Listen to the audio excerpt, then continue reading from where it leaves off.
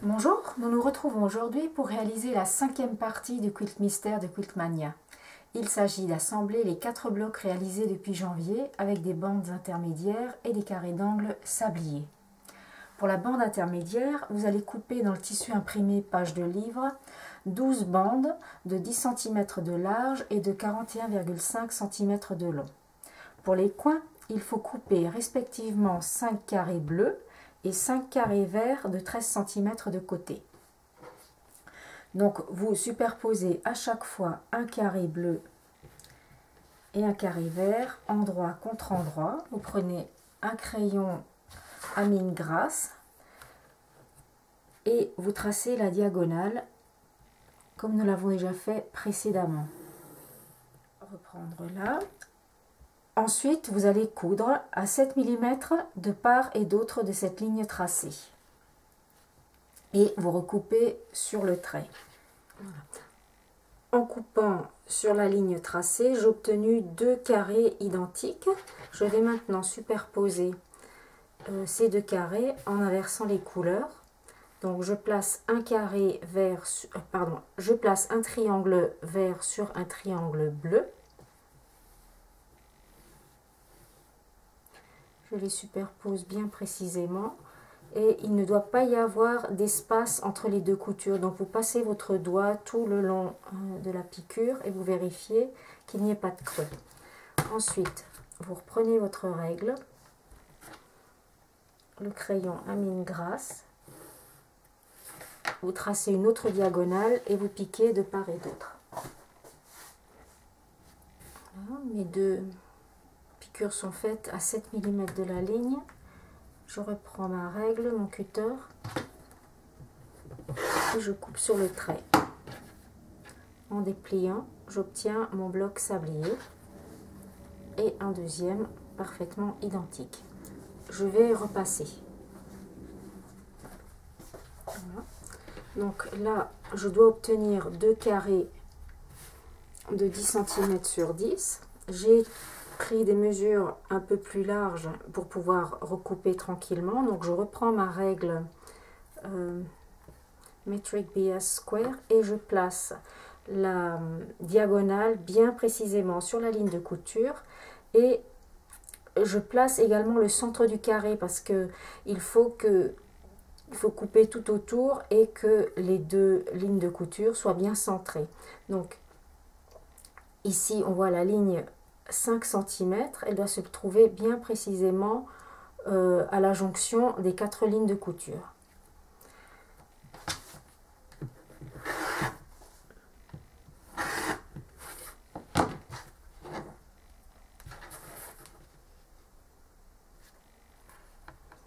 Je fais mes 2 premières coupes, je tourne mon carré et je replace ma règle une deuxième fois. Donc là, je peux placer à 10 cm et je vérifie que l'intersection à 5 cm se trouve bien au centre du carré. Je replace ma règle, j'appuie bien dessus pendant que je coupe et voilà, j'obtiens mon petit carré sablier et je vais en faire un deuxième pareil. Vous allez donc répéter cette opération pour obtenir en tout 10 carrés sabliers. Moi, il nous en faut que 9, mais comme on travaille par paire, ça nous en fait un en plus. On va maintenant passer au montage. Donc je vais prendre une de mes bandes intermédiaires. Je vais placer le carré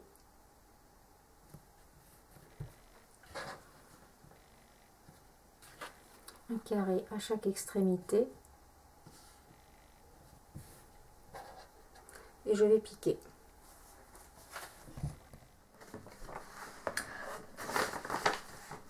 Dans mon atelier, j'ai une toile auto-agrippante punaisée au mur et c'est très pratique pour visualiser le travail en cours.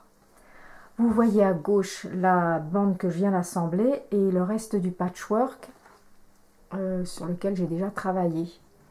Je vous fais un petit zoom.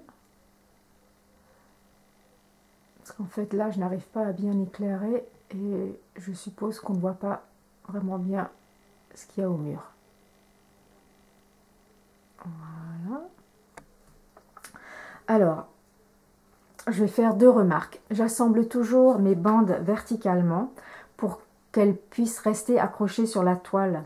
Parce que j'avais remarqué que des bandes que je mets horizontalement sur cette toile agrippante sont plus difficiles à faire tenir. Et ensuite, notez que j'ai placé les carrés d'angle de manière aléatoire. C'est-à-dire que les triangles bleus sont une fois debout, une fois couchés. Alors, vous pouvez faire comme moi. Je ne saurais que vous recommander de faire comme ça. Mais si ça vous gêne, vous pouvez les orienter, bien évidemment, tous de la même façon. C'est votre patch, vous faites comme vous voulez. Voilà, et maintenant, je vais vous montrer comment je prépare l'assemblage des bandes. J'avais oublié de préciser tout à l'heure qu'il est important de couper ces rectangles dans le droit fil. C'est-à-dire que les grands côtés sont parallèles à la lisière. Donc ce que vous allez faire, c'est dans le tissu imprimé, vous allez couper dans le mètre 10 de large une bande de 41,5 cm de haut. Et ensuite, vous allez couper vos rectangles dans ce sens-ci. Voilà. Et donc quand c'est fait, la première chose qu'il faut faire, c'est d'assembler trois bandes composées de 1, 2, 3 carrés d'angle et de 2 bandes dans le tissu imprimé. Ensuite, vous prenez les rectangles restants, vous les cousez à chaque fois aux côtés des blocs et vous assemblez deux bandes, donc une avec chaque fois deux blocs et 3 rectangles de bordure. Et maintenant, je vais vous montrer comment je procède pour assembler toutes ces unités entre elles. Donc, la difficulté qu'on peut rencontrer maintenant, c'est que comme les blocs froncent, on se dit on n'a pas assez de tissu. Mais en fait, le bloc a rétréci à ce niveau-là parce que on a bourré, mais ici on a bien 40 cm. Donc ce qu'on fait, c'est qu'on place des épingles et on se sert donc des carrés intermédiaires pour bien placer les rectangles.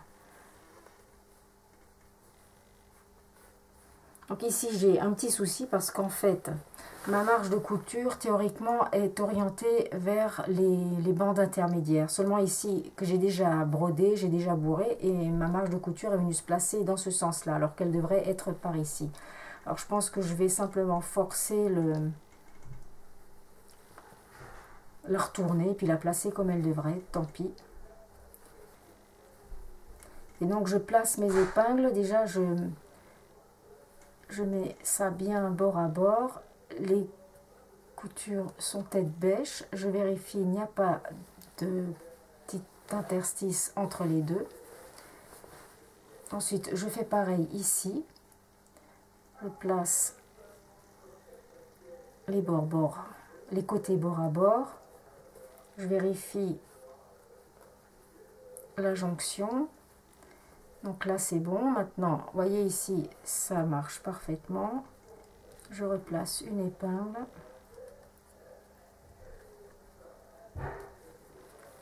Voilà. Et maintenant, j'ai un excédent de tissu, vous voyez. Mais en fait, quand je tire, les morceaux ont la même longueur. Donc, j'écarte un peu et je place ici, j'aligne les côtés et je place une épingle au milieu. Ensuite, je tire à nouveau.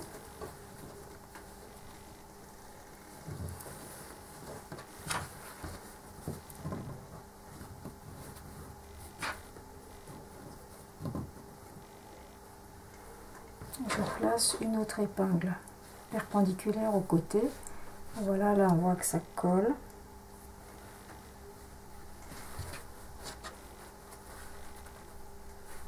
Ici aussi, donc je procède toujours par moitié. Voilà, pareil pareil ici, il s'agit à nouveau de bien tirer. Je vais glisser le tissu avec mes ongles. Je place une épingle. Voilà, là c'est bien maintenu. Vous allez placer des épingles sur l'autre partie de la bande de la même façon. Et ce qui est important, c'est que lorsque vous allez coudre ça à la machine, gardez cette pièce-ci sur le dessus. Elle ne va pas bouger du tout puisqu'elle est coupée ici dans le droit fil. Et vous allez avoir un meilleur résultat que si vous piquiez avec les blocs vers le dessus. Voilà. Alors, quand votre top est assemblé, vous récupérez les dessins des jolies feuilles dans votre Quiltmania et vous les placez en vous inspirant de la photo dans la revue ou en les plaçant à votre goût, c'est comme vous voulez. Moi, je les ai dessinés directement sur le tissu, donc si vous avez un bon coup de crayon, vous faites pareil avec un feutre qui part à l'eau. Sinon, le plus simple, je pense, c'est de dessiner les feuilles sur un calque. Comme ça, vous pouvez placer les feuilles par transparence. Vous voyez, là, on voit très bien ce qui se passe, on voit où elles sont. Donc, vous les disposez à votre goût. Et ensuite, vous prenez un carbone. Vous glissez le carbone dessous, sans bouger votre feuille. Et avec un poinçon, vous passez sur le tracé qui va donc se reporter sur votre tissu. Et vous pourrez broder facilement. Donc, quand le dessin est reporté, vous prenez des petits morceaux de toile à beurre que vous placez au dos en débordant un peu. Voilà, vous mettez un peu de colle, vous vaporisez un peu de colle temporaire sur la toile à beurre et puis pas la peine d'en mettre beaucoup. Et ensuite, vous brodez au mélange de points. Donc, vous voyez, j'ai un résultat qui est quand même assez léger. J'ai un peu comme des pointillés. Les points font 3-4 mm de long, pas plus. Vous pouvez les faire un tout petit peu plus courts si vous préférez. Bon, moi, je pense que ça suffit. Et je n'ai pas eu de problème en bourrant. C'est-à-dire que la bourre ne s'est pas échappée. Vous voyez, j'ai quand même des espaces assez longs. Donc, ce n'est pas la peine techniquement de faire des points trop petits. Et donc, je trouve que c'est plus joli quand ils ont cette longueur. Et vous voyez qu'ils sont assez irréguliers. Hein, il y en a des courts, des longs. Et laisser des espaces entre, ça vous fera quelque chose de léger qui ne prendra pas le pas sur les blocs. Quand vous avez brodé tout autour, vous bourrez. Et ensuite, vous voyez, c'est ce que j'ai déjà fait ici. J'ai détouré la toile à beurre. Vous prenez des ciseaux avec une petite lame. Ne prenez pas de grands ciseaux avec de grandes lames. Vous risqueriez de couper dans votre tissu. Ça serait quand même désolant. Donc, ce que je fais, donc j'attrape la toile à beurre. Je décolle. Et je coupe la toile à beurre à 2 mm. Si je fais comme ça, vous verrez mieux. Voilà, donc j'ai mon doigt juste en dessous de la toile à beurre pour éviter tout accident. Donc vous faites ça avec précaution et comme dit avec des ciseaux, des petits ciseaux de broderie. Voilà. Et vous laissez 2 mm de toile à beurre autour du motif. Alors je l'enlève toujours parce que je trouve qu'après, au moment du matelassage, ça fait une surépaisseur qui moi me gêne. Et en plus là, selon les motifs, les bouts de toile à beurre vont se chevaucher, donc c'est pas la peine de laisser tout ça au dos. Donc voilà, tous les blocs, vous les faites de la même façon. Ça va bien vous occuper.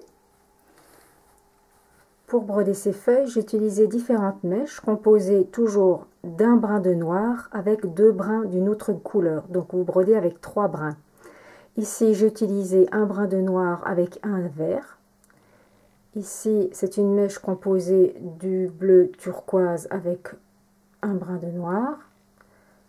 À côté, c'est le fil orangé nuancé avec du noir toujours.